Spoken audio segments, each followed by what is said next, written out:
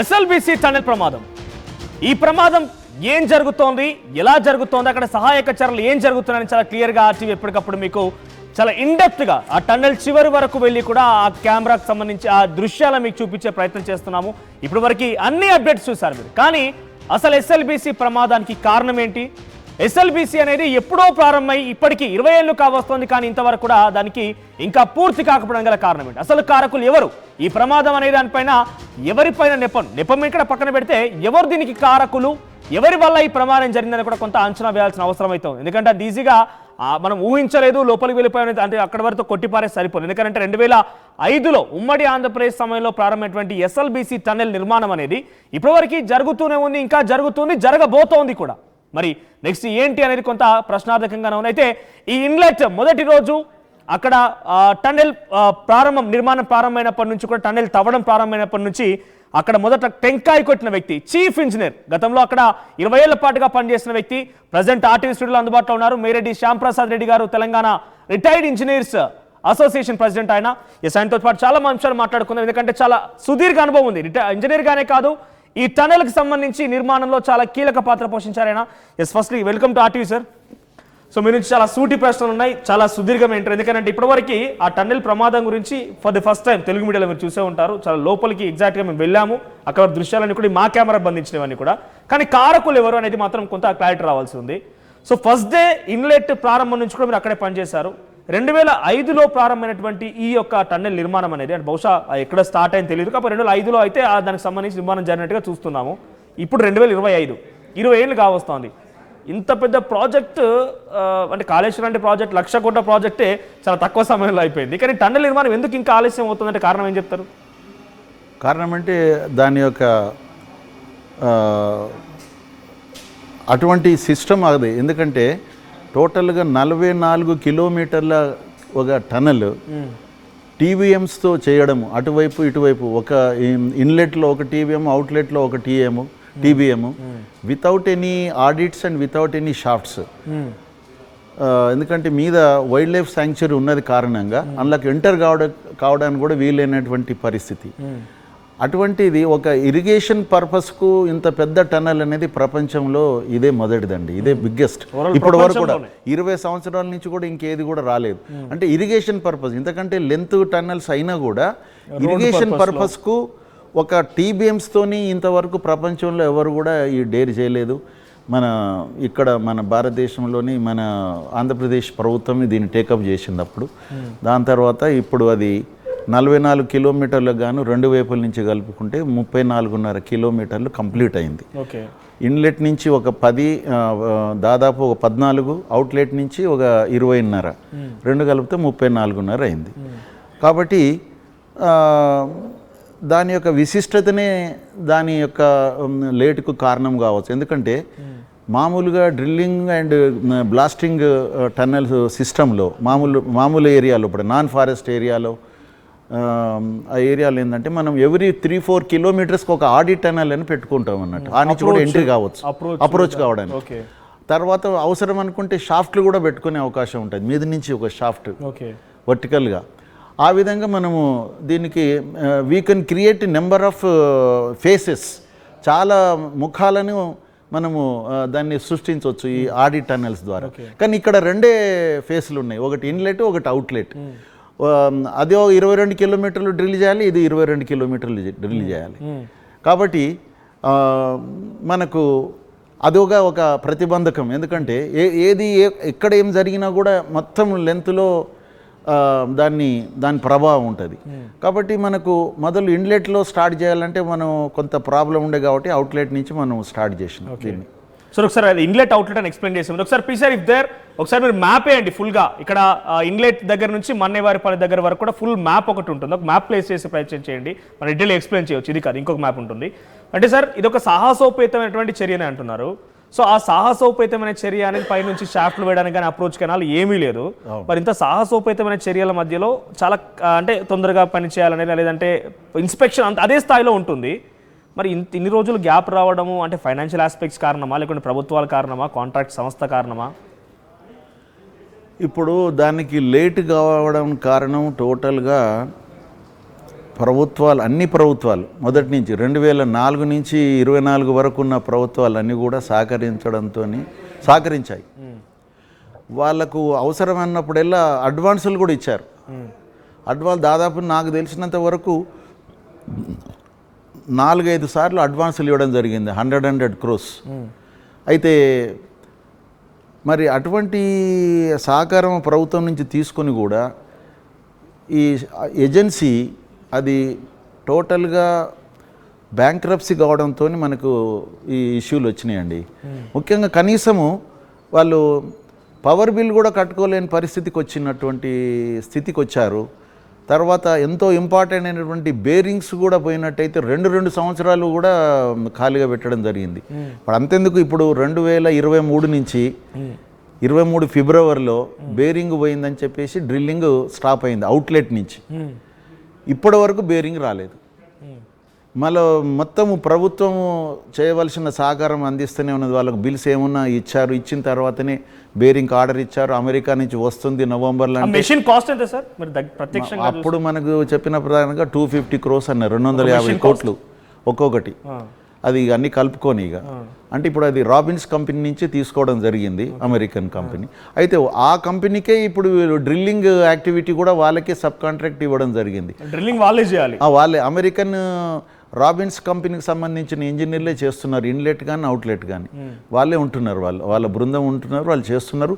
మొన్నటి దాంట్లో కూడా 3 ఉండారు, వాళ్ళు సేఫ్గా బయటకు వచ్చారు. వాళ్ళ అమెరికన్ అయితే ఆపరేటర్స్ దాంట్లో కూడా అందులో కూడా వాళ్ళకి ఏం కాలేదు. కాకపోతే వాళ్ళు నియమించుకున్నటువంటి 2 ఇంజనీర్స్ ఇప్పుడు అందులో ఉండిపోయినారు. వాళ్ళు డ్రిల్లింగ్ సంబంధించి ఫస్ట్ నుంచి మీరు చూస్తున్నారు కాబట్టి. సో బయట ఒక ఓపెన్ రోడ్ లో అయితే లేకపోతే ఇంకేదైనా ఓపెన్ సాయిల్ అంటే మనం ఓపెన్ చేస్తూ వెళ్తుంటాయి కనుక, ఎందుకంటే ఈ లోపల గుహ లాంటిది కాబట్టి మనకి ఎక్స్పెక్ట్ చేయలేము. ఓపెన్ దాంట్లో అయితే సాఫ్ట్ సాయిల్ ఉందా హార్డ్ సాయిల్ ఉందని ఎక్స్పెక్ట్ చేస్తూ వెళ్ళొచ్చు. సో ఇటువంటి దాంట్లో ఇన్స్పెక్షన్ ఎలా జరుగుతుంది సార్? ఇప్పుడు ఇంత పెద్ద ప్రాజెక్ట్ జరుగుతున్న సమయంలో ఆ స్థాయిలో ఇన్స్పెక్షన్స్, ఆ స్థాయిలో జియోలాజికల్ సర్వేలు ఆ స్థాయిలోనే ఉంటాయి కదా. అంతే, లోపల నుంచి చేయవలసిందే. ఇక అంటే మనం తవ్వుతూ వెళ్తున్నప్పుడు చేయాల్సిందే. ప్రాప్స్ కొన్ని ఏంటంటే వాళ్ళు కొన్ని ఇప్పుడు ఎన్జిఆర్ఏ ఉన్నది, వాళ్ళు కొంత శాటిలైట్ దాంతో కూడా కొంత డెప్త్ ప్రాబ్లం చేస్తుంటారు. అదేవిధంగా జిఎస్ఐ వాళ్ళు కూడా కొంతవరకు చేయగలుగుతారు వాళ్ళు. కాబట్టి రెగ్యులర్గా ఆ ఏరియాను వాళ్ళు చూసి చేసి వాళ్ళు కొంత దాని మీద తీసుకున్నటువంటి సమాచారంతోనే వీళ్ళు ఆ విధంగా ప్లానింగ్ చేసుకొని చేస్తున్నారు అన్నట్టు. మనకు తెలిసిన సమాచారం ప్రకారంగా అవుట్లెట్ కంటే ఇన్లెట్ చాలా ఇంకా రాయి అంటే అక్కడ ఉన్నటువంటి స్ట్రాటా చాలా గట్టిది, అక్కడ నుంచి డ్రిల్లింగ్ చేయడం చాలా లేట్ అవుతుంది అనేది ఒకటి ఉండే. కానీ తీరా చూస్తే రివర్స్ అయింది అసలు యాక్చువల్గా. పర్ఫెక్ట్ రాక్ ఇది కూలే అవకాశం అంటే లేదు, రాక్ పర్ఫెక్ట్, కానీ మధ్యలో రాక్ మధ్యలో వచ్చినటువంటి ఈ షేర్ జోన్ అంటారు దాన్ని. ఆ షేర్ జోన్ అంటే ఒక లూజ్ అర్త్ పొర, అది కొంత 8 మీటర్లు వచ్చింది. దానివల్ల మనకి ఈ ప్రాబ్లం వచ్చింది. అయితే ఇక్కడ ఇప్పుడు ఇన్లెట్లో కూడా 2005లో మనకు అగ్రిమెంట్ జరిగిన వర్క్ మటుకు 2011లో స్టార్ట్ అయింది. ఎందుకంటే దానికి మనకు పర్యావరణ అనుమతులు ఇవన్నీ కూడా మనకు ఆడ నుంచి అందులో అసలు కాలబెట్టనీయలేదు వాళ్ళు అసలు. మళ్ళీ మన సుప్రీంకోర్టుకు వెళ్ళి చేసి ఆ అనుమతులు తీసుకొచ్చే వరకు 2 సంవత్సరాలు అయింది. దాని తర్వాత 7 నుంచి 9 వరకు వీళ్ళు పిట్ తీసి తర్వాత ప్రొక్యూర్మెంట్ ఆఫ్ టీబీఎం అంతా రెడీ చేసుకొని ఇక రెడీగా చేశారు. ఆల్టర్నేట్ ఆప్షన్ లేదంటారా? అంటే ఎస్ఎల్బిసి ఈ రకంగానే చేయాలి. ఒక్క నిమిషం చెప్తాను. అది కూడా అంతా రెడీ చేసుకున్న టైంలో 2009 అక్టోబర్లో ఫ్లడ్స్ వచ్చినాయి. ఇది మన శ్రీశైలానికి విపరీతమైన ఫ్లడ్స్ వచ్చినాయి కదా. దాని డిశ్చార్జ్ కంటే కూడా ఎక్కువ ఫ్లడ్ రావడం వలన ఈ వీళ్ళది పిట్ అంతా మునిగిపోయింది. పిట్ తర్వాత టీబీఎం అంతా కూడా అందులో మునిగితే అప్పుడున్న ప్రభుత్వం, రోషే గారి ప్రభుత్వం అనుకుంటా, వారు వీరికి అడ్వాన్స్లో ఒక 100 crores అడ్వాన్స్ ఇచ్చేసి మొత్తం దీన్ని మళ్ళీ దాన్ని డీవాటరింగ్ చేసి తర్వాత టీబీఎంకి సంబంధించినటువంటి పార్ట్స్ ఏమన్నా కొన్ని రిపేరు కొన్ని రీప్లేసు అన్నీ చేసి మళ్ళా తిరిగి 2011 జూన్లో స్టార్ట్ చేసిండు అనమాట. అంటే ఇన్లెట్ నుంచి డ్రిల్లింగ్ యాక్టివిటీ 2011లో స్టార్ట్ అయింది. అంటే అగ్రిమెంట్ అయిన 6 సంవత్సరాలకు. కానీ 2014 వరకే దాదాపు 10 కిలోమీటర్లు వాళ్ళు డ్రిల్ చేయగలిగింది. ఒకసారి మనం ఇందాక బ్రీఫ్ ఎక్స్ప్లెయిన్ చేస్తాం. ఇక్కడ ఇది ఇన్లెట్, ఇది సో ఇది ఇక్కడ దోమలపేంట దగ్గర నుంచి ఇన్లెట్ స్టార్ట్ అవుతుంది ఇక్కడ. Okay okay. సో ఇక్కడ నుంచి డైరెక్ట్ గా మన్నేవారిపల్లి దగ్గర అవుట్లెట్ మళ్ళీ. అవును, అది డిండి రివర్ లో కలుస్తుంది. డిండి వాగ్ అది, డిండి రివర్ అది. సో ఇక్కడ నుంచి మళ్ళీ ఇక్కడ ఓపెన్ ఇదంతా, మళ్ళీ ఒక టనెల్ ఉంది, ఆ టనెల్ తర్వాత మాట్లాడుకున్నాము. అంటే అక్కడ రిజర్వాయర్ ఉంది యాక్చువల్ గా, ఓపెన్ గా లేదు అక్కడ రిజర్వాయర్. మన్నేవారిపల్లి నుంచి దగ్గర రిజర్వాయర్ పడుతుంది, 7.5 TMC రిజర్వాయర్ అది. ఓకే. సో ఇక్కడ ఇన్లెట్ నుంచి ఇక్కడ వరకు 43.5 కిలోమీటర్స్, 43 ఆల్మోస్ట్ 8-9 దాకా ఉంటుంది అది. కొంచెం ఏదో ఆల్మోస్ట్ 44 అనుకోండి. 44. సో ఇక్కడ నుంచి ఇక్కడ వరకు డైరెక్ట్ గా ఇక మధ్యలో అప్రోచెస్ కెనాల్స్ పైన ఇక ఏం ఉండడానికి లేదు. ఎందుకంటే బిగ్గెస్ట్ దీనిలో టాస్క్ ఇది. ఎందుకంటే టోటల్ గా wild life sanctuary, Rajiv Gandhi wild life tiger wild life sanctuary పైన కంప్లీట్ గా మనకున్న కండిషన్స్ 94లో ఇచ్చిన దాంట్లోనే కానీ తర్వాత వచ్చిన దాంట్లో కూడా పర్యావరణ అనుమతులలో కానీ ఫారెస్ట్ అనుమతుల్లో కానీ నువ్వు వాళ్ళకి ఎంటర్ కావడం లేదు. ఈవెన్ నువ్వు ఎయిర్ లిఫ్టింగ్ చేసి మీద నుంచి నువ్వు ఏదైనా సర్వే చేయాలంటే కూడా వాళ్ళు ఏమన్నారంటే ఒక 55 డెసిబెల్ వాల్యూస్ కంటే ఎక్కువ అక్కడ శబ్దం రాకూడదు. జంతువులు లాంటివి ఉన్నాయి అవి, ఎందుకంటే జంతువులు కాదు, క్రిమి కీటకాలు అంత శబ్దానికి మీటింగ్ అండ్ మేటింగ్ కాలేవు కాబట్టి ఆ జాతి నశిస్తుంది. కాబట్టి ఆ విధంగా వాళ్ళు ఇన్ని రెస్ట్రిక్షన్స్ పెట్టారు. మీది నుంచి అందులో కాలు ఇడకున్నా కనీసం మీది నుంచి అనే చేద్దాం దగ్గరలో అంటే కూడా లేదు, చాలా హయ్యర్ నుంచి మీరు చేసుకోండి. నిజంగా అదే కనుక ఉండుంటే ఇటువంటి చిన్న చిన్న ప్రమాదాలు అంటే ఇప్పుడు చాలా పెద్ద ప్రమాదం జరిగిందిలేండి. ఇంకోటి ప్రమాదం జరిగినా కూడా కొంత ఈజీ యాక్సెస్ ఉండేది, అప్రోచ్ కెనాల్ లాంటిది ఉన్నా లేకపోతే అప్రోచ్ టన్నెల్ లాంటిది ఏదైనా ఉన్నా పైన షాఫ్ట్ ఉన్నా కొంత ఈజీ యాక్సెస్ ఉండేది కదా. అంటే ఇప్పుడు మనకు అసలు ఇక్కడ టైగర్ శాంక్చురీ లేదనుకోండి, మామూలుగా మామూలు సాయిల్ అనుకోండి, మనకు TBM ఎందుకండి, డైరెక్ట్గా వి విల్ గో మన DBM మెథడ్ తోని డ్రిల్లింగ్ అండ్ బ్లాస్టింగ్. ఇప్పుడు అక్కడ డ్రిల్లింగ్ అండ్ బ్లాస్టింగ్ బ్యాండ్, అది డ్రిల్లింగ్ చేయకూడదు కాబట్టి మనం TBM పోవాల్సి వచ్చింది అన్నట్టు. అటువంటి పరిస్థితులలో మనకు ఒకవేళ దాన్ని ఆ విధంగా మనకు టైగర్ శాంక్చురీ ఉన్నది కాబట్టి TBM మొదటి నుంచి కూడా, కాబట్టి మనం ఇప్పుడు ఇటువంటి దానికి వీళ్ళు నిష్ణాతులు, వీళ్ళు జేపీ వాళ్ళు మామూలు వాళ్ళు కాదు, వాళ్ళు ఇండియాలో ఈరోజు నేను చెప్తున్నా కదా సర్దార్ సరోవర్ కట్టిన వాళ్ళు అండి వారు. The biggest irrigation project 42 lakh ఎకర్స్కు ఆయకట్టు ఇచ్చేటువంటి ప్రాజెక్ట్ అది. 5000 మెగావాట్ పవర్ జనరేట్ చేసే ప్రాజెక్ట్ అది. ఆ ప్రాజెక్టుని వాళ్ళు ఎన్ని కష్టాలు కూర్చి, అంటే టెక్నికల్ అండ్ ఫైనాన్షియల్ కాదు, ఆమె మేధా పట్కర్ ఎన్నోసార్లు వీళ్ళకు ఆపిచ్చి ఎన్ని చేసినా కూడా కంప్లీట్ చేశారు వాళ్ళు ఆ ప్రాజెక్ట్ని. తర్వాత వాళ్ళకు హిమాలయాస్ కంటిన్యూ చేయండి. ఎందుకు ఈ ప్రొలాంగ్ అవుతుంది? 2011 వరకు మనం మాట్లాడుకున్నాం, రోషన్ పీరియడ్ వరకు ఏం జరిగింది మాట్లాడుకున్నాం. ఆ తర్వాత ఏం జరిగింది? ఆ తర్వాత ఏం జరిగిందంటే కంపెనీ అప్పటి వరకు వీళ్ళు టోటల్గా they company totally involved in infrastructure డెవలప్మెంట్లే ఉన్నారు వాళ్ళు. డ్యామ్స్, తర్వాత ఈ టన్నెల్స్ ఇవే ఉన్నారు, హైడ్రో పవర్ స్టేషన్స్ ఇవే ఉన్నారు. కానీ తర్వాత మాకు తెలిసిన సమాచారం ఏంటంటే వాళ్ళు రియల్ ఎస్టేట్కి పోయారని పెద్ద ఎత్తులో. హర్యానా, ఢిల్లీ ఆ ప్రాంతంలో కొన్ని వేల ఎకరాలలో గవర్నమెంట్ ప్రాజెక్ట్ కదా ఇది, గవర్నమెంట్ ప్రాజెక్ట్ ఇది ఉన్నది, కానీ వాళ్ళు రియల్ ఎస్టేట్కి పోయారు అన్నట్టు. కొంత అమౌంట్ అంతా అక్కడ పెట్టి అక్కడ బ్లాక్ అయిపోయింది సంథింగ్ ఏదో అంటారు. దాన్ని బట్టి వాళ్ళకి ఇక్కడ టోటల్గా వాళ్ళ ప్రాపర్టీ, తర్వాత బ్యాంక్ అన్నీ కూడా సీజ్ అయిపోయినాయి. వాళ్ళకి ఎక్కడ ఒక క్యాష్ మనీ హార్డ్ క్యాష్ దొరకని పరిస్థితి. అటువంటి పరిస్థితుల్లో మన టన్నెల్ నడుస్తున్నది. అటువంటి అప్పుడు వాళ్ళ చేతిలో ఒక పైసలు లేకుండా వాళ్ళ పని జరగాలంటే మన దగ్గర నుంచే మన పని జరిగిన తర్వాత వచ్చిన అమౌంట్తోనే నడిపిస్తున్నారు అన్నట్టు. అక్కడి నుంచి పైసలు రాదిగా, ఇక్కడనే you have to create your own salary, your everything అని వాళ్ళకి ఆ విధంగా ఆదేశాలు. ప్రెసెంట్ వరకు వద్దాం సార్. ఇప్పుడు మొన్న February 18 మళ్ళీ రీస్టార్ట్ అయింది. సరే, గత కారణాన్ని మీరు మాట్లాడారు, ఏం జరిగింది? కాంట్రాక్టర్ ల్యాబ్స్ ఉంది, గవర్నమెంట్ కొంచెం చేంజెస్ అవ్వడం, తెలంగాణ స్టేట్ బైఫర్కేషన్, ఇవన్నీ కొన్ని చిన్న చిన్న కారణాలు అయితే ఉండొచ్చు. February 18th రోజు మళ్ళీ రీస్టార్ట్ అయిన తర్వాత ఆ రోజు ఏం జరుగుతుంది? ఎప్పటికైనా కూడా మొదలు ఇన్స్పెక్షన్ చేస్తూ ఉంటారు అక్కడ ఎటువంటి. అయితే వినండి, ఇప్పుడు మనకు ఇంతకుముందు చెప్పుకున్నాం ఏంటంటే 14 కిలోమీటర్ దగ్గర వీళ్ళకు 2019లో 2019లో డ్రిల్ చేస్తుంటే షియర్ జోన్ టచ్ అయింది. అక్కడ కనబడుతుంది సార్ మ్యాప్ మనకి. షియర్ జోన్ ఇప్పుడు 13.9 దగ్గర ఇప్పుడు ఎక్కడ ఇది ఆల్మోస్ట్ 13.9 టోటల్ టన్నెల్ ఎంత వచ్చేసి 13.94 కదా ఎగ్జాక్ట్ గా. అంటే ఇప్పుడు దానికి 94 ఇప్పుడు 954 ఉంది కదా, దానికి 18 మీటర్లు యువతల ఇక్కడ 13.93 ఆ ప్రాంతంలో వాళ్ళు ఎప్పుడైతే అంతవరకు చేశారో, డ్రిల్ చేస్తున్నప్పుడు 2019లో ఒక షియర్ జోన్ లోకి పోయింది. 19లో ఇక్కడ షియర్ జోన్ గమనించారు అయితే అయింది. అప్పుడు ఎగ్దమ్న వాళ్ళకు షియర్ జోన్ అంటే అది లూజ్ ప్యాకెట్ కాబట్టి అందులో నుంచి సీపేజ్ విపరీతంగా రావడం మొదలుపెట్టింది. అంతకుముందు నార్మల్ సీపేజ్ ఉంటుంది, విపరీతంగా అంటే ఎందుకంటే 8,000 లీటర్స్ పర్ మినిట్ ఒక మినిట్కు 8,000 లీటర్స్. 2019లోనే ఈ ప్రమాదం గుర్తించారు. 2009లో షియర్ జోన్ వచ్చినట్టుగా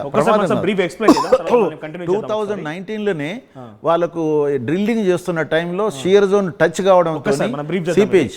సో మొత్తం టన్నెల్ లెంత్ వచ్చేసి 13.954 కిలోమీటర్స్.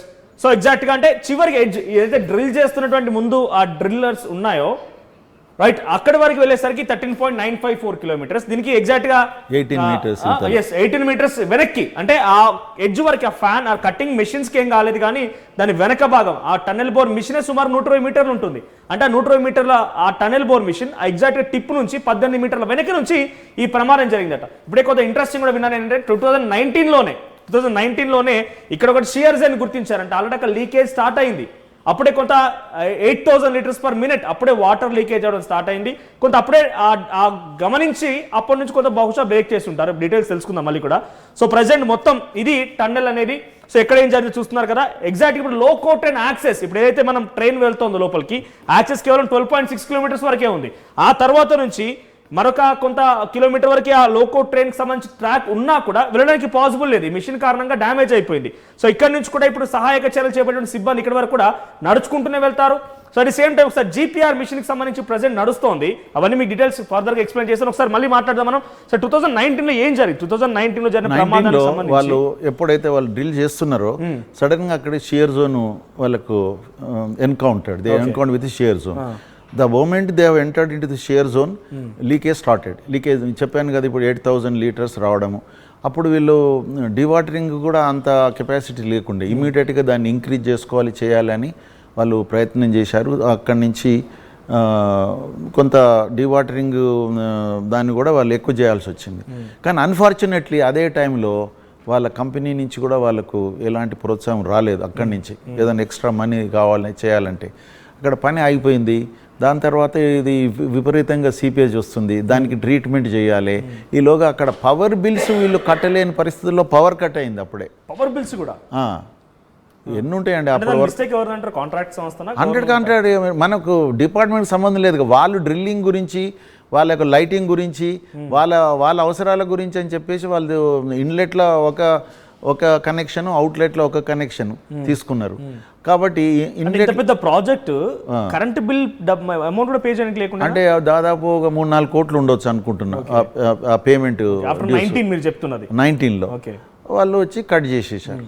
కట్ చేసిన తర్వాత అప్పటికే మేము ఎన్నోసార్లు కటింగ్ అయితే మేము మళ్ళా మన మినిస్టర్ దగ్గరికి, తర్వాత మన మొత్తం మీద మేము వెళ్ళి ఆ చైర్మన్ గారిని, రిటైర్డ్ ఇంజనీర్ల తరఫున మేము వెళ్ళి అది చేసి మొత్తం మీద ఎన్నోసార్లు కనెక్షన్ ఇప్పించడం జరిగింది అప్పటికే 19 వరకు. కానీ లాస్ట్కి వాళ్ళు కట్ చేసినప్పుడు వాళ్ళు చెప్పారు, ఈసారి మేము ఈలోగా చేయకపోతే మేము కట్ చేస్తామన్నారు. కట్ చేశారు. కట్ చేసిన తర్వాత వీళ్ళు జనరేటర్లతోని డివాటరింగ్ చేశారు. జనరేటర్స్ డీజిల్తో పెట్టి ఎంతవరకు చేస్తారండి, ఆ టీబీఎంలు మునగకుండా వీళ్ళు ఆ జనరేటర్లతో నడిపిస్తున్నారు. అయితే ఆ టన్నల్ దగ్గర టీబీఎం దగ్గరికి పోలేని పరిస్థితి, ఓన్లీగా జనరేటర్లతోని వాటర్ డివాటరింగ్ చేస్తూ ఉన్నారు. 2 years డివాటరింగ్ జరిగింది. 2 years డివాటరింగ్ కోసం 2 years. ఇక అంతే, ఇక వాళ్ళు ఇంకేం చేయడానికి లేదు, ఇక పవర్ లేదు. దాని తర్వాత వాళ్ళు అక్కడి నుంచి కంపెనీ హెడ్ క్వార్టర్స్ నుంచి అమౌంట్ లేదు, వీళ్ళకి పేమెంట్ చేయడానికి ఏం బిల్స్ లేవు. ఇక ఈలోగా they have concentrated more on the outlet నుంచి మొదలు పెట్టేస్తే ఇప్పుడు వాళ్ళకు ఒకసారి 2009లో మునిగినప్పుడు ఇన్లెట్లో 100 crores ఇచ్చింది అప్పటి గవర్నమెంట్. దాని తర్వాత 2015 జనవరిలో తెలంగాణ వచ్చిన తర్వాత ఆ గవర్నమెంట్ కూడా 100 crores ఇచ్చింది ఇలాంటి పరిస్థితులు ఎదురుపడ్డప్పుడు. మళ్ళీ దాని తర్వాత 2019లో పవర్ బిల్స్ ఇది కట్ అయిపోతే అక్కడ బేరింగ్ లేక ఆగిపోయింది, బేరింగ్ పోయింది. 2 sides అవుట్లెట్ ఇన్లెట్ రెండు వైపులు ఆగిపోయింది. ఇక్కడనేమో పవర్ పోయింది, ఇక అక్కడ అన్ని బాగానే ఉన్నాయి. అక్కడ TBM is in okay condition, but because of power లేని కారణంగా అక్కడ డ్రిల్లింగ్ అయితే లేదు.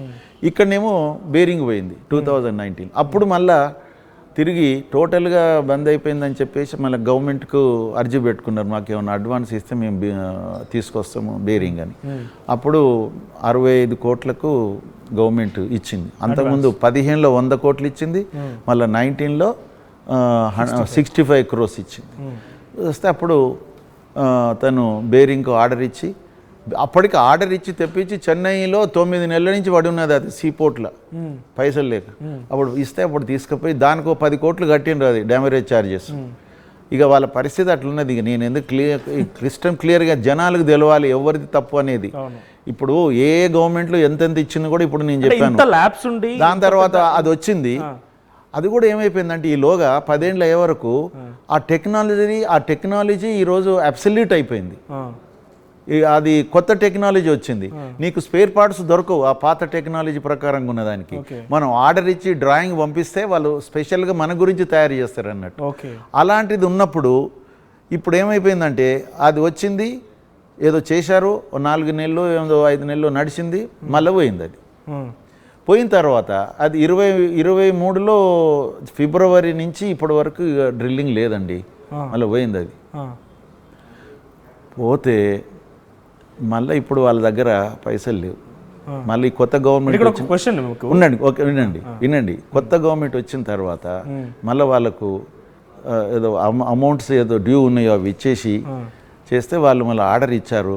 ఇక వస్తున్నది అని చెప్తున్నారు. పోయిన నవంబర్లో మన పేపర్లన్నీ కూడా ప్రముఖంగా కూడా రాశాయి. బయలుదేరిన ఎస్ఎల్బిసి బేరింగ్, అమెరికా నుంచి బయలుదేరిన ఎస్ఎల్బిసి బేరింగ్ త్వరలోనే వస్తున్నది, మనకు టన్నల్ కంప్లీట్ కాబోతున్నది అని చెప్పేసి రాశారు. ఇక మినిస్టర్ చెప్పింది, వాళ్ళు చెప్పింది, ముఖ్యంగా కోమటిరెడ్డి వెంకటరెడ్డి గారు నల్గొండ మినిస్టర్ కాబట్టి వాళ్ళు ప్రత్యేకంగా ఇంట్రెస్ట్ తీసుకొని వారు అమెరికాకు వెళ్ళి ఆ రాబిన్స్ వాళ్ళతో మాట్లాడి మాకు బేరింగ్ ఇంకెందుకు ఇస్తలేరని ఆగస్టు 3-4 తారీఖు నాడు వెళ్ళి సిఈ గారు అజయ్ గారిని కూడా తీసుకెళ్ళి వారు కలిశారు. కలిసి ఒత్తిడి చేస్తే వాళ్ళు ఇక పంపిస్తున్నామని లాస్ట్కు నవంబర్ కాడికి వచ్చింది. నవంబర్ నుంచి ఇప్పటిదాకా ఇక ఎక్కడున్నదంటే పసిఫిక్లు ఉన్నది, అట్లాంటిక్లు ఉన్నది, లాస్ట్కి హిందూ మహాసముద్రానికి వచ్చింది, మొన్న చెన్నైకి వచ్చిందని చెప్పారు.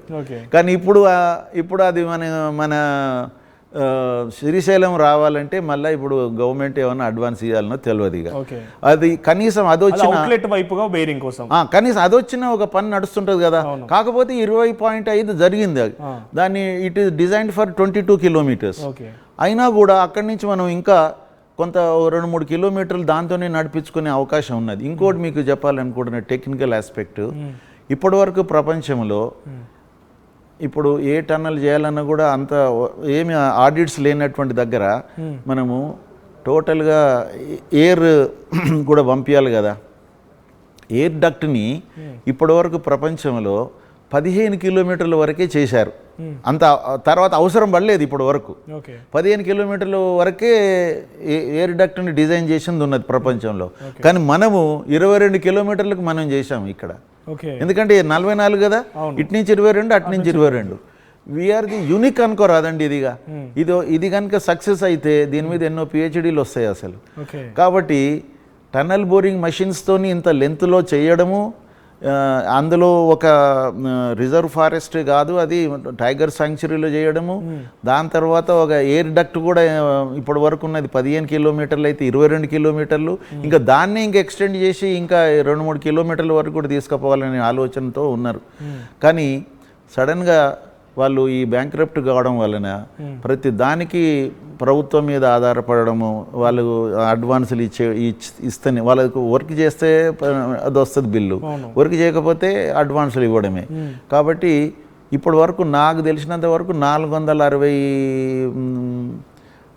కోట్ల అడ్వాన్సులు ఇచ్చారు. 460 మొదటి నుంచి ఇప్పటి వరకు. అందులో నేను ఎగ్జిక్యూటివ్ ఇంజనీర్ ఉన్నప్పుడు అఫీషియల్గా అడ్వాన్సులు అవి నేను 200 కోట్లు ఇచ్చాను, 100 ఒకసారి 100 ఒకసారి. కాబట్టి అన్ని కలుపుకుంటే 660 కోట్లు వాళ్ళకి అడ్వాన్స్ రూపకంగా తీసుకున్నారు ఇప్పటి వరకు. అయితే దాదాపు వాళ్ళు అన్నీ ఇంకా ఒక 30-40 కోట్లు ఏదో మనకు బాకీ ఉన్నారు దాపాచి. అన్నీ మనం ప్రతి బిల్లులో కొంత దాన్ని కట్ చేసుకుంటూ మనం వసూలు చేసుకున్నాము.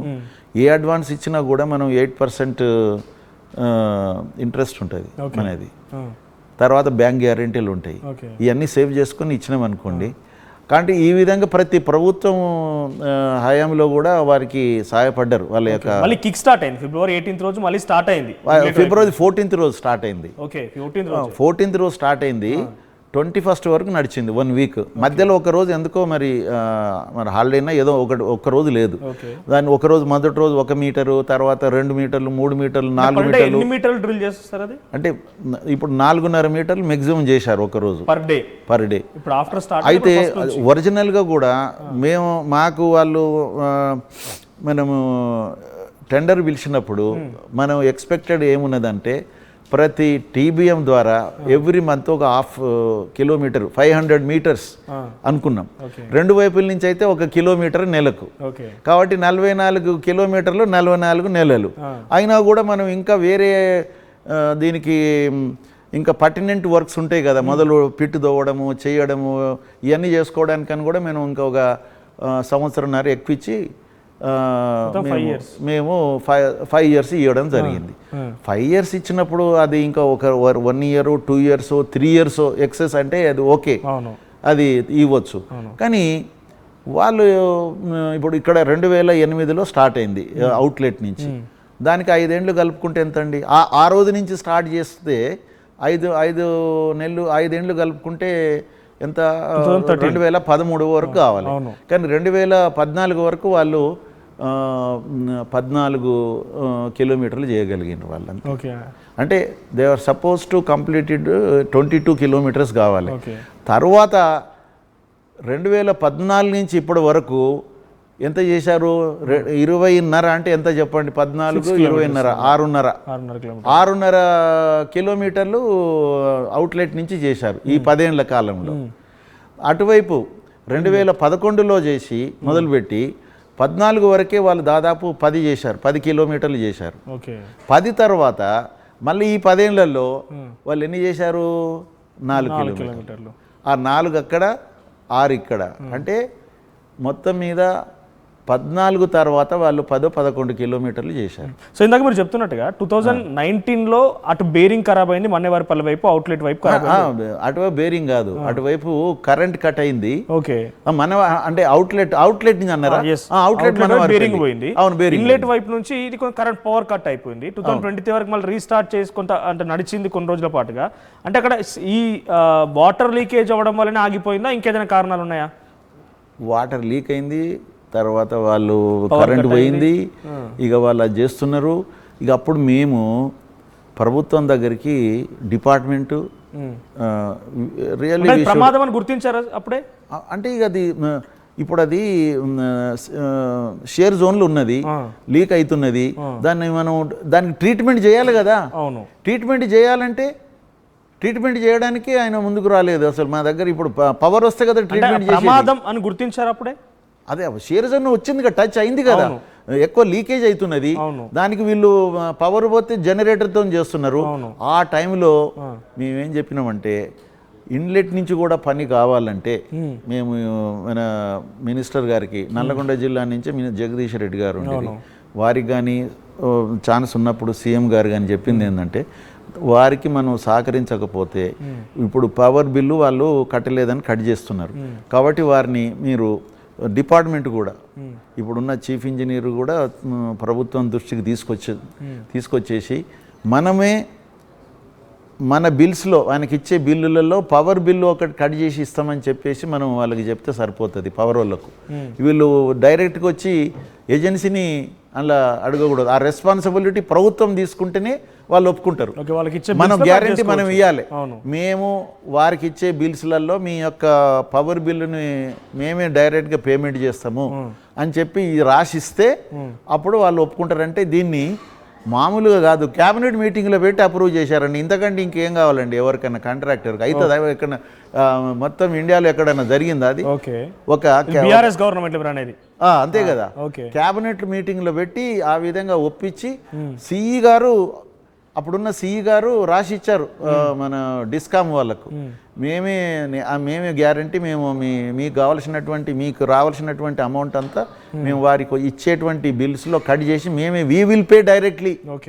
ఇక మీరు ఏజెన్సీ దగ్గర పోయి ఇక అంటే మీరు ఏమి డిస్టర్బ్ చేయకండి, అది ఎట్లనో ఏదో ఉన్నది నడుస్తున్నది అక్కడ, మీరు డిస్టర్బ్ చేసే వరకు వాళ్ళకు. దాని తర్వాత ఇక పవర్ కట్ కాలేదు. కట్ కాకుండా వాళ్ళు కాన్సన్ట్రేట్ అప్పుడు ఏం చేశారంటే అప్పుడు డీవాటరింగ్ బాగా చేసి, ఎందుకంటే అక్కడ పోవాలంటే మొదలు టీబీఎం ఎట్లుందో తెలుసుకోవాలంటే దాని దగ్గర పోవాలంటే కష్టం ఉండే కదా. ఒక్కొక్కటి 1.5 మీటర్స్ వాటర్ స్టోర్ ఉన్నది. అటువంటిది దానికి 9.25 మీటర్స్ కదా సార్, ఓవరాల్ 9.2 మీటర్స్ 1.5 మీటర్స్ వరకు వాటర్ స్టోర్ అయింది ఆల్రెడీ అక్కడ. ఇప్పుడు ఇది మీద నుంచి వచ్చింది, వీళ్ళు తీసేది తక్కువ ఉన్నది, వచ్చేది ఎక్కువ ఉన్నది కాబట్టి పెరుగుతూ వస్తున్నది అన్నట్టు. కాబట్టి మేము ఇమ్మీడియట్గా చేయడంతో పవర్ ఎప్పుడైతే ఇచ్చిండ్రో వాళ్ళు డీవాటరింగ్ దాన్ని సిస్టమ్ని ఇట్లాగే ఇప్పుడు ప్రెజెంట్ సినారియో ఇది లైవ్ విజువల్స్ అక్కడ నుంచి. సో ఈ రకంగా 2023లో డీవాటరింగ్ అనేది చేస్తూ తగ్గించి ఆ లెవెల్ని 0.3కో 0.4కో తీసుకొచ్చారు. మనం ఈజీగా వాకబుల్ నడిచిపోయేటట్టుగా పోయి then they have inspected the TBM. ఇన్ని రోజుల నుంచి నీళ్ళలో ఉంది కదా అది, ఇన్నేళ్ల నుంచి 4 ఏళ్ల నుంచి. అప్పుడు పోయి టీబీఎంని అన్ని చూసి ఒక్కొక్క పార్ట్ చూసి చేసి మొత్తం మీద టీబీఎం బాగానే ఉన్నది. కొన్ని పార్ట్స్ రిప్లేస్, చిన్న చిన్న పార్ట్స్ బేరింగ్ గీరింగ్ అదంతా ఓకే. కొన్ని ఏవైతే ఎలక్ట్రికల్ ఉన్నాయి కదా అవి కొంచెం రిప్లేస్ చేశారు, కొన్ని రిపేర్ చేశారు. మొత్తం మీద చేసి దాన్ని ఒక అప్పుడు మేము చెప్పిన ఏంటంటే ఇన్ని చేస్తున్నా సరే కానీ ఇంతకు ఆ షేర్ జోన్ ఎప్పుడు చేస్తావు, దాన్ని ట్రీట్మెంట్ మొదలు పెట్టమంటే ఆయన అప్పుడు షేర్ జోన్ని మొదలు పెట్టిండు ట్రీట్మెంట్. అంటే షేర్ జోన్ ఎంత దూరంలో ఉంది? అది 3.9. ఇది షేర్ జోన్ అప్పుడు 2019లో షేర్ జోన్ వచ్చినప్పుడు అది ఎక్కడ అదే ఇప్పుడు ఎక్కడైతే అయిందో అక్కడి నుంచి ఇప్పుడు జరిగిన ప్రాంతంలో అప్పుడు షేర్ జోన్ ఏర్పాటు అదే అక్కడి నుంచే కదా. మొన్న డ్రిల్లింగ్ జరిగింది షేర్ జోన్ ఎంట్రన్స్ నుంచి. అప్పటి నుంచి ఏం చేశారంటే ఆ షియర్ జోన్ లో ఉన్నటువంటి షియర్ జోన్ కు మొత్తం డ్రిల్లింగ్ గ్రౌటింగ్ చేసి మొత్తం దాన్ని ఒక 8 మీటర్స్ వరకు ఉంటుందని గ్రహించారు వాళ్ళు.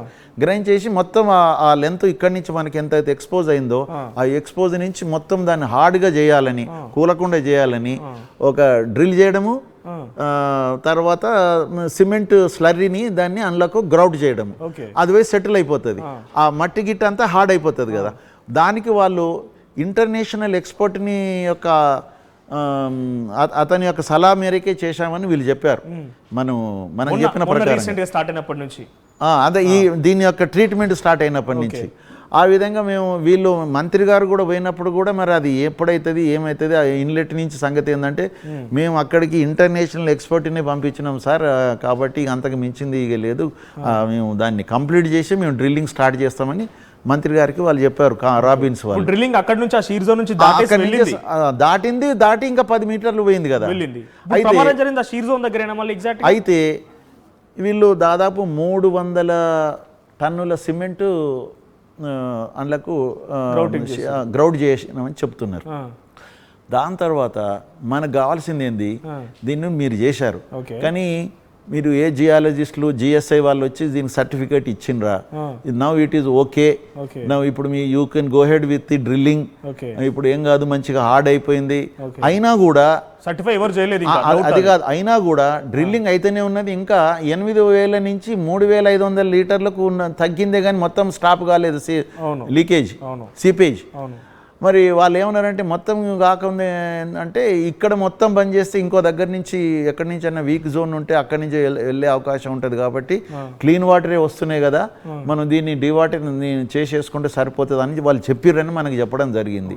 కాబట్టి లెటర్స్ మనకు పేపర్ మీద లీకేజ్ అవుతుండగానే పనులు నడుస్తూ ఉన్నాయి, డ్రిల్లింగ్ అవుతుంది. ఆ రోజే వారు ఇచ్చేటువంటి డిపిఆర్ల డైలీ ప్రోగ్రెస్ రిపోర్టు వస్తుంది, అది చూస్తే అందులో సిపిహెచ్ 3500 ఉంది. ఓకే, లీటర్స్ పర్ మినిట్ జరిగిన రోజు డ్రిల్లింగ్ జరిగిన రోజులు ఎప్పుడు సిపిహెచ్ స్టాప్ కాలేదు. కన్ఫర్మ్ చేయండి, ఇక్కడ ఇప్పుడు ప్రమాదం జరిగింది ఆ సిపిహెచ్ జరిగిన చోటేనా? అంతే. అయితే ప్రమాదం 21 వరకు డ్రిల్లింగ్ అయింది కదా, 18 మీటర్స్ అయింది. 22 రోజు 50 మంది వచ్చారు, అక్కడక్కడ మొత్తం 120 మీటర్లలో ఎక్కడెక్కడ ఎవరేం డ్యూటీలను అక్కడ ఆగిపోయి ఉన్నారు. హెడ్ వైపు వచ్చిన వాళ్ళు దాని వరకు ఉన్నారు. ఎప్పుడైతే అక్కడికి వచ్చిండ్రో ఎగ్జాక్ట్లీ 8:30 ఆ ప్రాంతంలో ఈ షియర్ జోన్ 8 మీటర్లు కదా, దానికి యొక్క సెగ్మెంట్స్ లైనింగ్ సెగ్మెంట్స్ పెట్టాం కదా మనం మంచిగా. లైనింగ్ ఎంత ఉంటుంది అంటే 40 సెంటీమీటర్ థిక్నెస్ ఉంటుంది. కాబట్టి లైనింగ్ ఇటు 40 అటు 40 అయితే లైనింగ్ పెట్టిన తర్వాత టన్నల్ విడ్త్ 9.2 అవుతుంది 10 నుంచి. తర్వాత ఒక్కొక్క segment width thickness 40 centimetre, width 1.5 metre ఉంటుంది అన్నట్టు. ఒకసారి పీసీఆర్ ఆ సెగ్మెంట్స్ కూడా విజువల్స్ ప్లే చేసే ప్రయత్నం చేయండి. ఆ సెగ్మెంట్స్ ఒక్కసారి పైన రైట్, ఇది కాదు ఇంకొక విజువల్లో అదే లైనింగ్ సెగ్మెంట్స్ పైన పిల్లర్స్ లాంటివి, ఆ కాంక్రీట్ రౌండ్ గా పెడతారు, కాంక్రీట్ లాంటిది సర్కిల్ లో రైట్. మీరు చెప్పండి సార్, చూపిద్దాం. అయితే అవి 1.5 మీటర్ ఉంటుంది ఈచ్. మనకు తెలిసిన ప్రాథమిక సమాచారం ప్రకారంగా 22 నాడు మొట్టమొదలు 2 సెగ్మెంట్లు ఏవి స్టార్టింగ్వి ఆ నుంచి చేసుకుంటూ వచ్చారు కదా, ఆ 2 సెగ్మెంట్లు అంటే 3 మీటర్ల విడుతుతోని అది కొలాప్స్ అయిందని చెప్తున్నారు. అది కొలాప్స్ అంటే మీద నుంచి రాళ్ళు వచ్చి పడ్డాయి.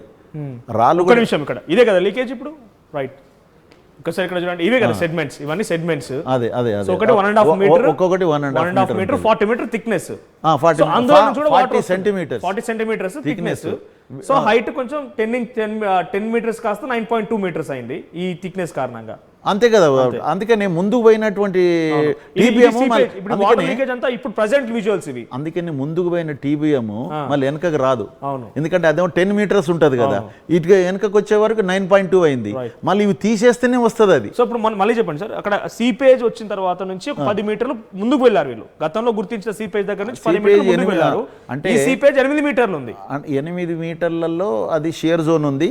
షియర్ జోన్ తర్వాత మళ్ళీ హార్డ్ స్టార్ట్ వచ్చింది, అందులో 10 మీటర్స్ పోయింది. ఓకే, అంటే మొత్తం ఇప్పుడు అది 10 మీటర్స్ ముందుకు. ఇప్పుడు అది ఉన్నటువంటి టన్నల్ బోరింగ్ మెషిన్ ఏదైతే ఉందో దాన్ని డ్రిల్లింగ్ చేసేది అది సేఫర్ జోన్ లో ఉన్నది, హార్డ్ స్టార్టర్ ఉన్నది, దానికి ఏం కాదు.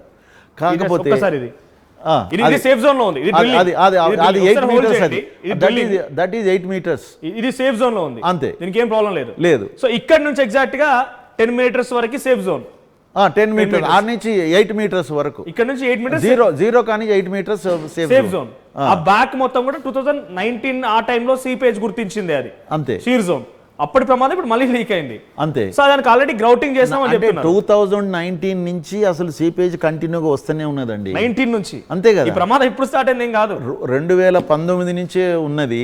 వీళ్ళేమో దాన్ని ఏం చేశారంటే మెషిన్ అది కరెంట్ కనుక కట్ అయిపోతే జనరేటర్లు పెట్టి డీవాటరింగ్ చేసుకుంటూ పోయిండ్రు, ఎందుకంటే ఇది మునగకుండా చేయాలని. అక్కడ 1.5 మీటర్ వాటర్ ఉండేది అన్న, ఇంకా మునుగుతాయి, మొత్తం మునుగుతుంది కదా. ఏదో గ్రౌటింగ్ చేసిన తర్వాత మీరు అంటున్న ప్రకారంగా జియోలాజికల్ సర్వే చేసి ఇవన్నీ చేసి చెప్పాల్సింది. గ్రౌటింగ్ చేసిన తర్వాత 8,500 నుంచి 3,500 వచ్చింది ఇది సీపేజ్.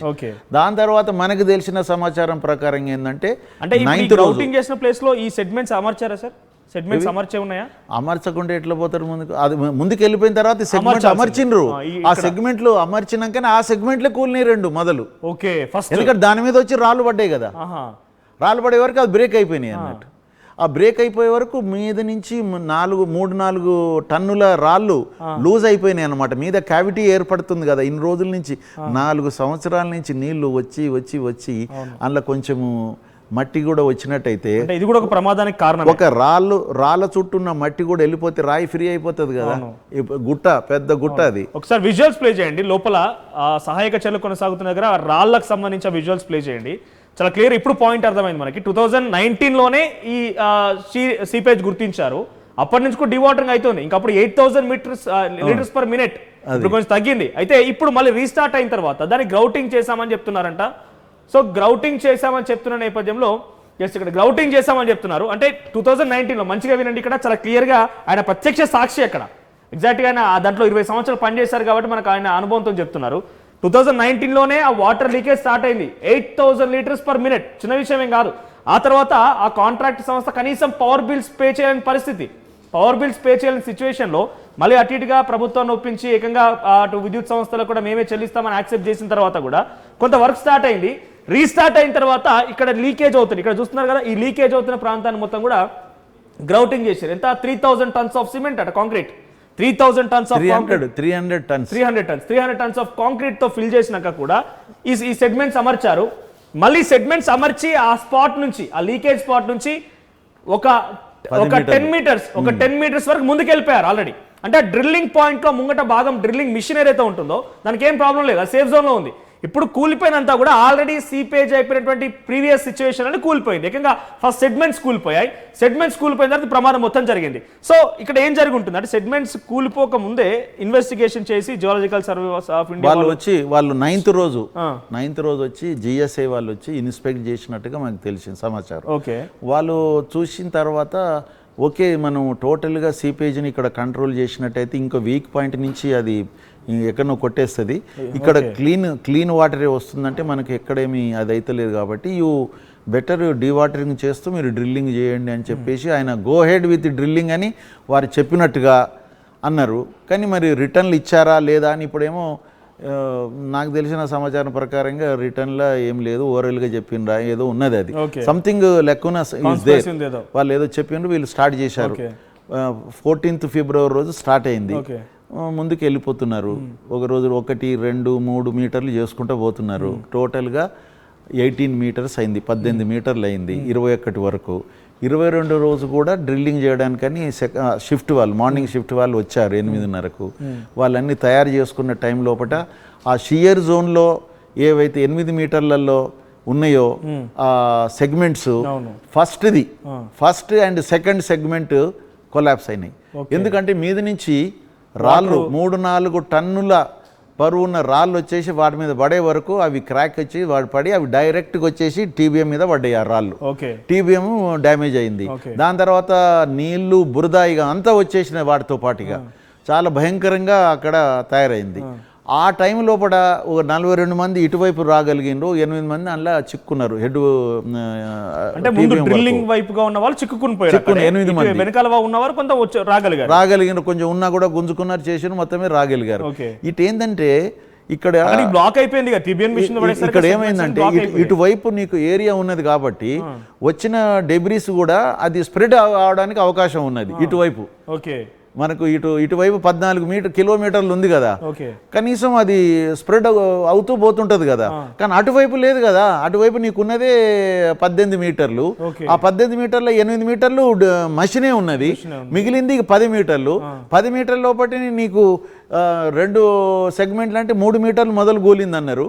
దాని తర్వాత సబ్సిక్వెంట్గా మిగతాయి కూడా గోలు ఉంటాయి. అది నేను అనేది ఆ 8 మీటర్ల మందం ఉన్న సెగ్మెంట్స్ అన్ని కూడా గోలి ఉంటే ఇంకా స్థలం ఎక్కడుంది? ఇక ఒకసారి గ్రాఫిక్స్ ప్లే చేయండి మళ్ళీ పీసీఆర్. సో ఎగ్జాక్ట్గా 10 మీటర్లు వాళ్ళ దగ్గర చిక్కుకున్న వాళ్ళంతా కూడా అంతే ఆ 10 మీటర్లోనే ఉండి ఉంటారు. సో ఒకసారి ఇది రైట్ ఇక్కడ చూడండి, ఒకసారి బ్యాక్. సో డ్రిల్లింగ్ మిషన్ ముందు భాగం అనేది ఇది 8 మీటర్స్. సో ఇక్కడ వాళ్ళు ఉండే అవకాశం లేదు. సో సీపేజ్ వచ్చేసి ఇక్కడ 8 మీటర్స్ ప్లస్ బ్యాక్ ఒక 10 అంటే 8 మీటర్స్ ముందు వెనకాల సీపేజ్ ఉంది. సో ఇక్కడ ఈ సీపేజ్ దగ్గర నుంచి డ్రిల్లింగ్ మిషన్ మధ్యలో 10 మీటర్స్ అక్కడ చిక్కుని ఉండే అవకాశం ఉంది అంతే, రైట్? సో పైన సెగ్మెంట్ కూలంగానే ముందు వైపు 14 కిలోమీటర్ గ్యాప్ ఉంది కాబట్టి డెబ్రీస్ కూలినా కూడా కొంత స్ప్రెడ్ అయ్యే అవకాశం ఉంది, వెనకాలకు ఆపర్చునిటీ లేదు.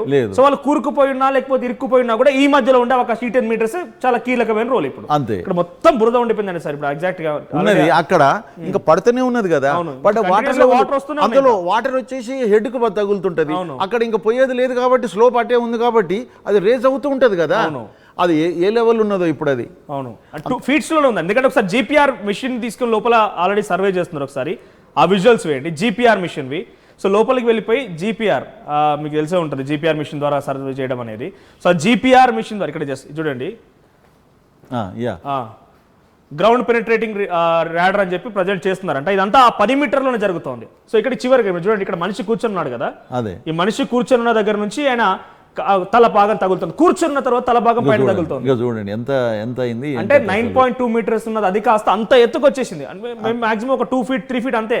ఆయన పాకుతూ వెళ్తున్నాడు అక్కడ మిషన్. అంటే ఎంత ఉన్నట్టు అది లాస్ట్ గా టిప్ ఇక్కడ మీకు కనబడుతుంది కదా, అదే కదా ఇది.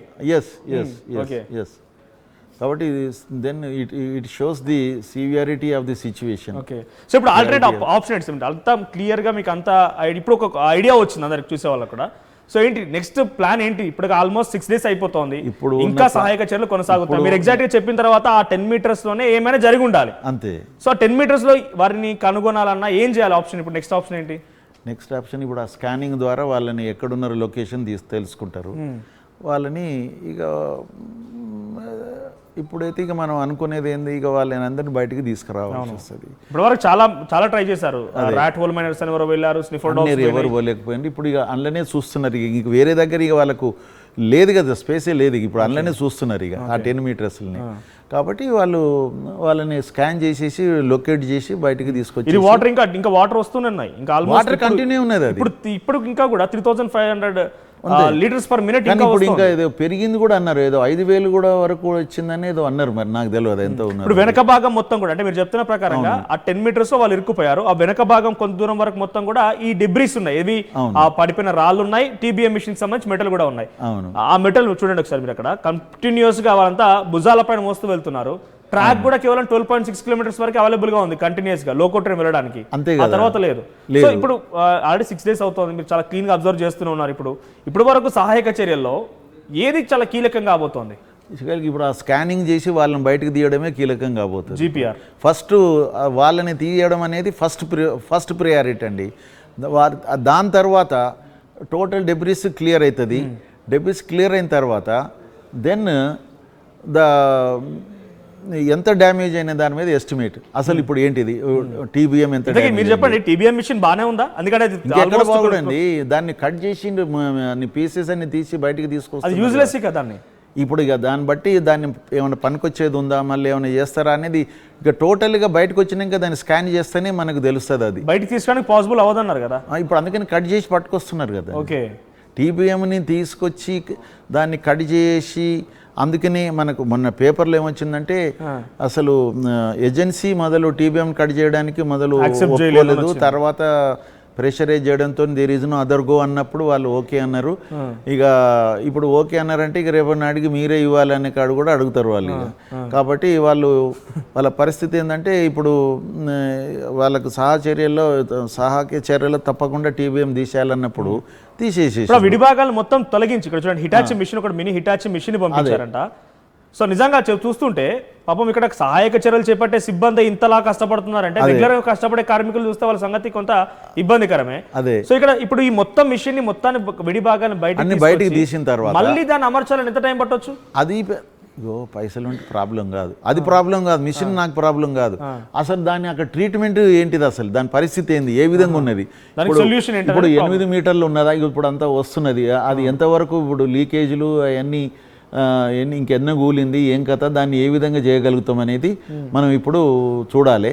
దాని తర్వాత ట్రీట్మెంట్ చేసి ఆ ఫోర్స్ కి ఆ పడ్డ బండరాళ్ళకి ఆ వాటర్ తాకిడికి మిషన్ వెనక్కి జరిగిందంటే అంత సీన్ ఉంటుందా? అది నాకు కరెక్ట్ గా దాని మీద నేను అన్నారు కానీ అంటే మంత్రి గారు కూడా దాని స్టేట్మెంట్ ఇచ్చారు. దాని ఒత్తిడికి అదే 150 మీటర్ల దాకా వచ్చింది మిషన్ వెనక్కి వచ్చింది అన్నారు. 150 మీటర్లు అంటే చాలా వచ్చినట్టే కదా రావడం చాలా కష్టం. ఇక అంటే ఒక పార్ట్ వచ్చింది అన్నారు, అందులో హెవీ వెయిట్ ఉన్న పార్ట్ ఒకటి వచ్చింది అని అట్లా చెప్పుకొచ్చారు.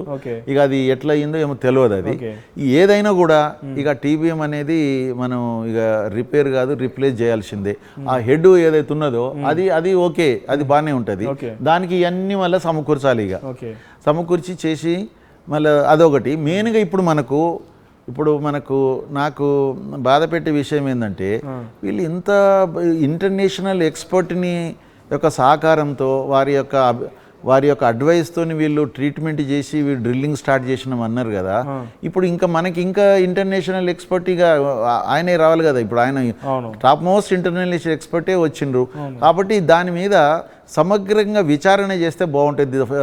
రీజన్ ఫర్ ఫెయిల్యూర్ అసలు ఏంటిది? థర్డ్ పార్టీ టెక్నికల్ ఆడిట్ కావాలండి టోటల్గా. దేని మీద కావాలంటే అసలు 5 ఏళ్ళు బదులు 20 ఏళ్ళు ఎందుకు అవుతుంది, దాని తర్వాత ఎందుకు మొదటి నుంచి అసలు మొత్తం ఉన్నటువంటి 20 సంవత్సరాలలో దాదాపు 8.5-9 సంవత్సరాలు నో డ్రిల్లింగ్.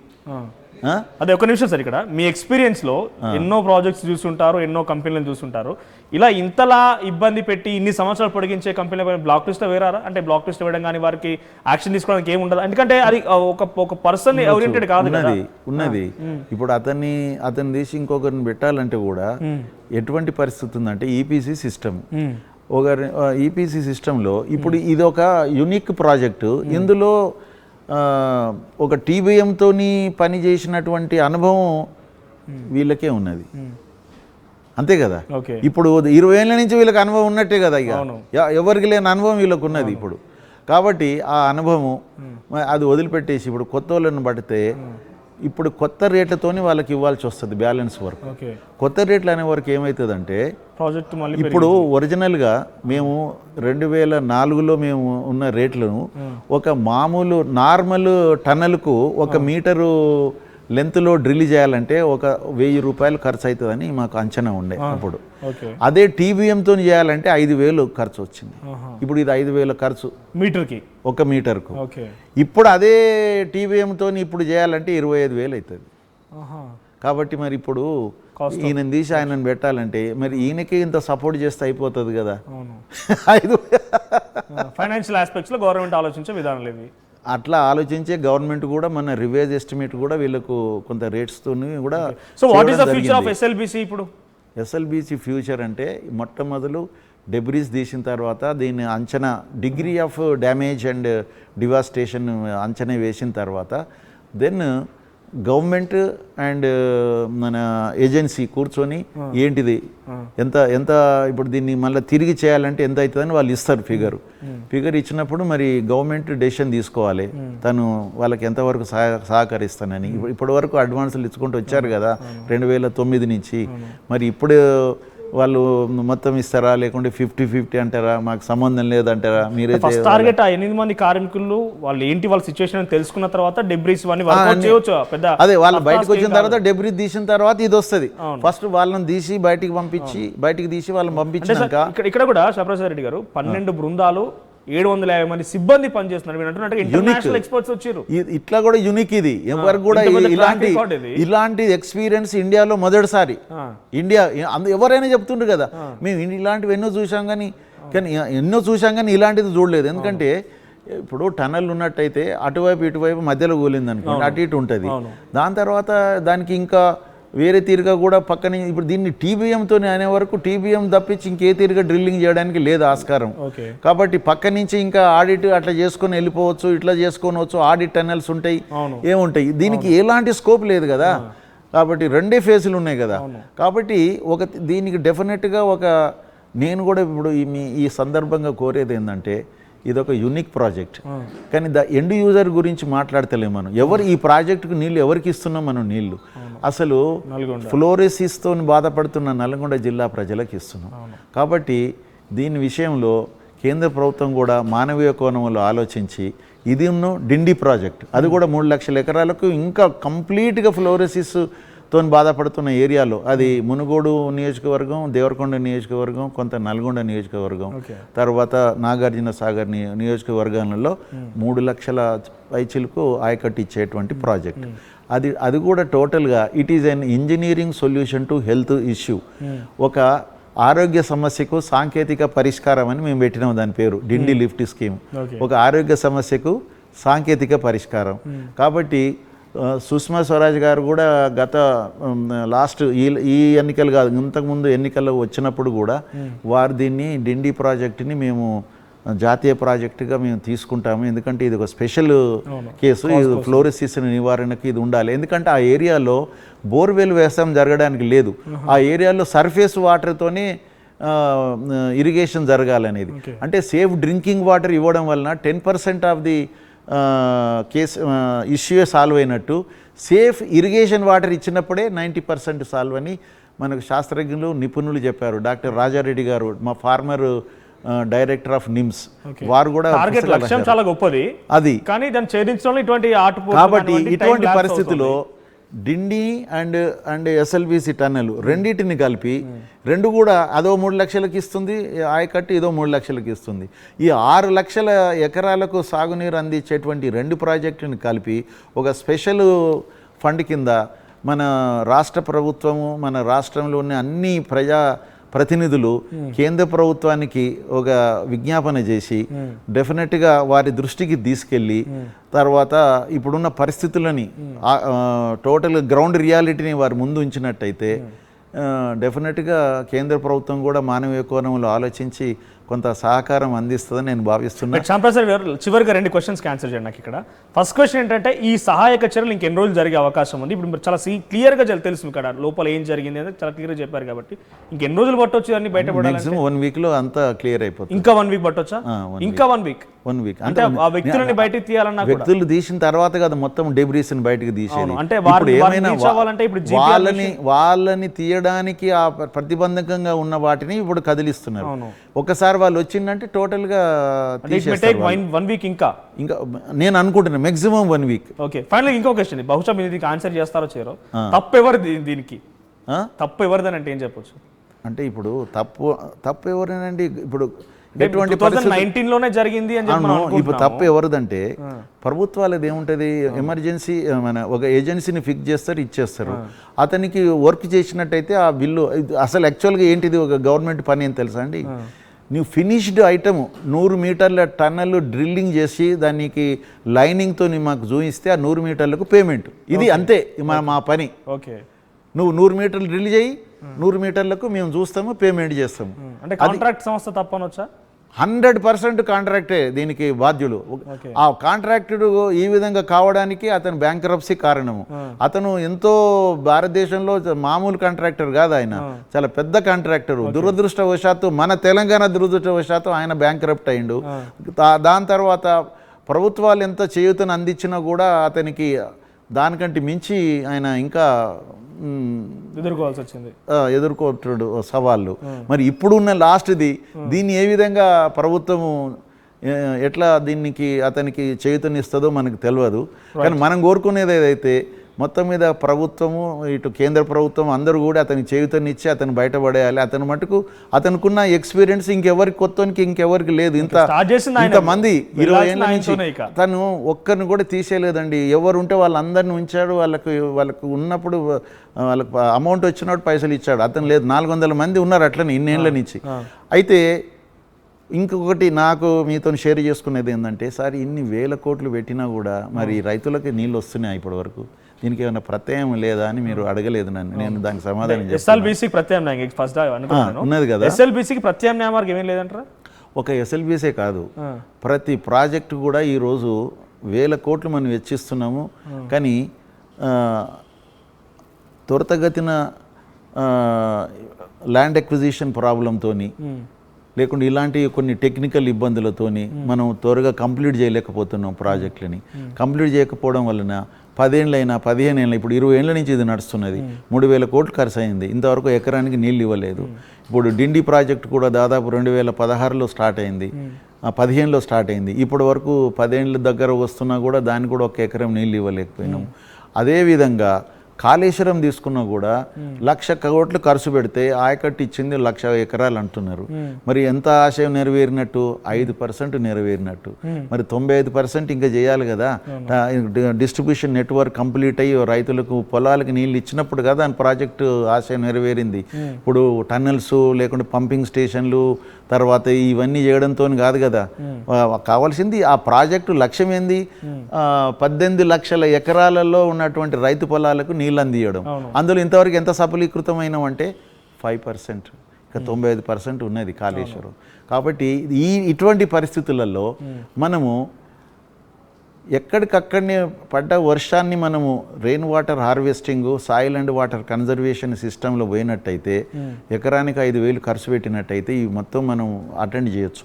ఇప్పుడు ఏమవుతుందంటే ఈ ప్రాజెక్టులు వచ్చేంత వరకు ఆగాలంటే రైతులు రోజు రోజుకు మీకు వ్యవసాయం అనేది సీరియస్ రైతులు తగ్గిపోతున్నారు రోజు రోజుకు. సీరియస్గా 24 అవర్స్ ఓన్లీ వ్యవసాయం చేసేటువంటి వ్యక్తులు మీకు ఊర్లో చాలా తక్కువ మంది అవపడతారు.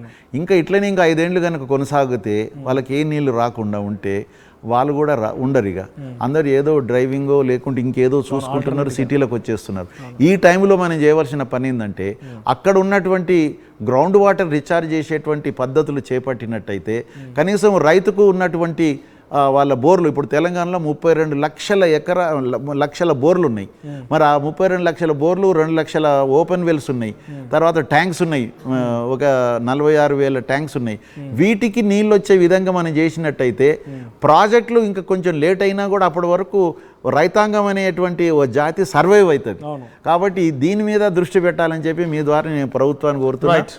దాని విషయంలో మేము కొంత ముందుకు పోయినాం. మునుగోడు కాన్స్టిట్యున్సీని దాన్ని ఒక రోల్ మోడల్గా తీసుకొని మేము స్టడీ చేసాం. మా ఇంజనీర్లము గ్రౌండ్ వాటర్ వాళ్ళతోని, అగ్రికల్చర్ ఇంజనీర్లతోని, రిటైర్డ్ ఇంజనీర్లతోని చేస్తే ఒక 150 కోట్లు వెచ్చించినట్టయితే మునుగోడు కాన్స్టిట్యున్సీలో మనం ఇవన్నీ చేయగలుగుతాం. అక్కడ ఎమ్మెల్యే గారు కూడా డైనమిక్గా ఉన్నారు, ముందుకు చేద్దామంటున్నారు. కాబట్టి అప్పుడు ఏమవుతుందంటే ఇప్పుడు డిండి ప్రాజెక్ట్ ఇంకొంత లేట్ అయినా, టన్నల్ కొంచెం లేట్ అయినా, వాళ్ళ బోర్లో నీళ్ళు ఉన్నట్టయితే వాళ్ళు వాటర్ అక్కడ ఫ్లోరసిస్ కూడా డైల్యూట్ అవుతుంది. అదే ఇప్పుడు కింద నుంచి కాకుండా మీదికి షాలో డెప్త్లు ఉన్నట్టయితే డైల్యూట్ అవుతుంది. మా ఊర్లో ఒక్క చెక్ డ్యామ్ కడితే 1 స్క్వేర్ కిలోమీటర్లు అన్ని బోర్లన్నీ బ్రహ్మాండంగా సక్సెస్ అయినాయి. అలాంటివి మునుగోడు కాన్స్టిట్యున్సీలో ప్రతి వాగు మీద మనం ఒక చెక్ డ్యాములు, సబ్ సర్ఫేస్ డైకులు ఉన్నటువంటి మైన్ ఇరిగేషన్ ట్యాంక్స్ అన్నిటికి కూడా మంచిగా నీళ్ళు వచ్చే విధంగా మనం వాటి approach channel, lead channels, link channels ఇవన్నీ చేసుకోగలిగితే పెద్ద ఖర్చుతో కూడుకున్నది కాదు. 150 కోట్లు అవుతుంది మేము లెక్కేస్తే. మళ్ళీ ఒకసారి మనం చాలా సుదీర్ఘంగా మాట్లాడదాం. అంటే ఆల్టర్నేట్ ఆప్షన్ ఏంటంటే ఇది చెప్తున్నాను నేను, దీని మీద కేంద్రీకరించాలి. ఎందుకంటే సమ్మర్ కూడా 2.5 నెలల నుంచి ఇప్పుడు 5 నెలలకు పోయింది.